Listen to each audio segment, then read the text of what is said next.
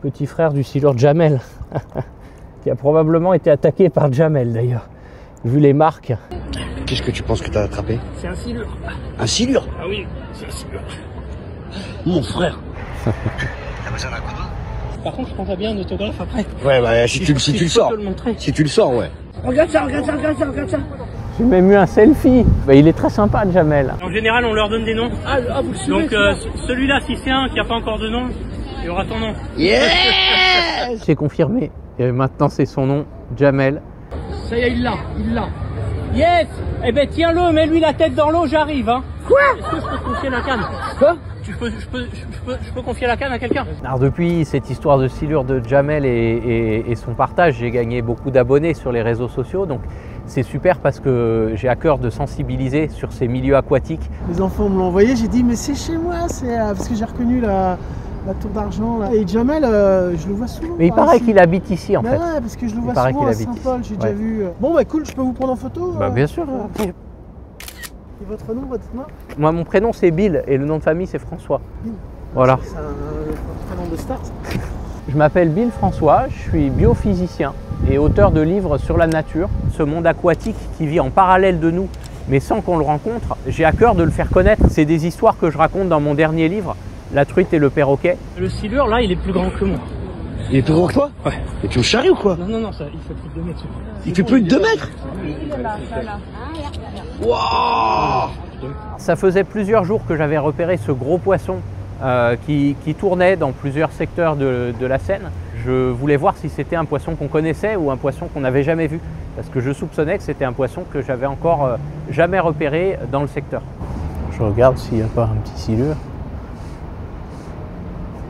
Non, on n'a pas ici. Ah, les lunettes, c'est pas pour faire joli, c'est pour voir sous l'eau. Hein.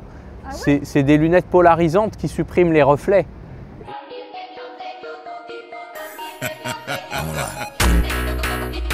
Si tu mets comme ça peut pas faire, non?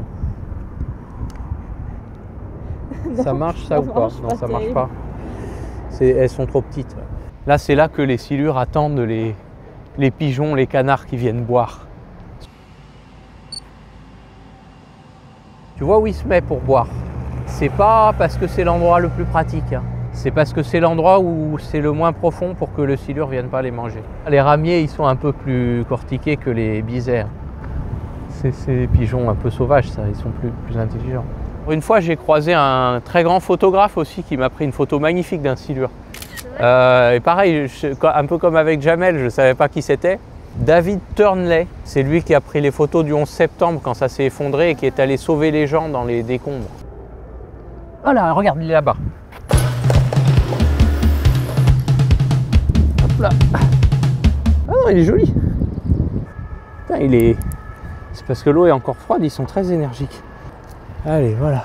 Je pense que c'est le même que la dernière fois, que Jamel. Ah non, c'est un beaucoup plus petit. Allez. Oh, elle est fraîche.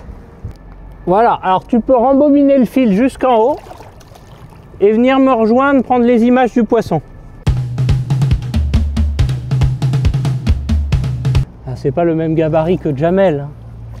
C'est Jamel Junior, on va dire. Et là, il te pince pas?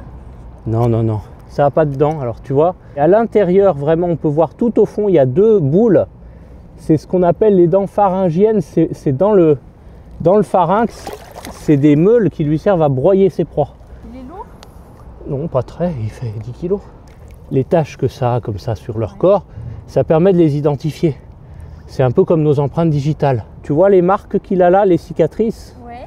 Ça, bah, c'est des toutes petites griffures. Hein. En fait, c'est la bouche d'un gros silure qui est venu l'attaquer. On en compte Alors, des silures dans la Seine? Ah, il y en a des milliers. Hein. C'est le sommet de la chaîne alimentaire. Avant, il y avait des esturgeons, qui étaient des poissons encore plus gros. C'est un poisson géant qui pouvait faire plus de 6 mètres de long. Là, c'était au Canada, où il y en a encore beaucoup. Allez, on le laisse repartir. Tu vois comme il bouge les moustaches, là, c'est qui? Il se repère. Voilà. Allez. Ciao, silure.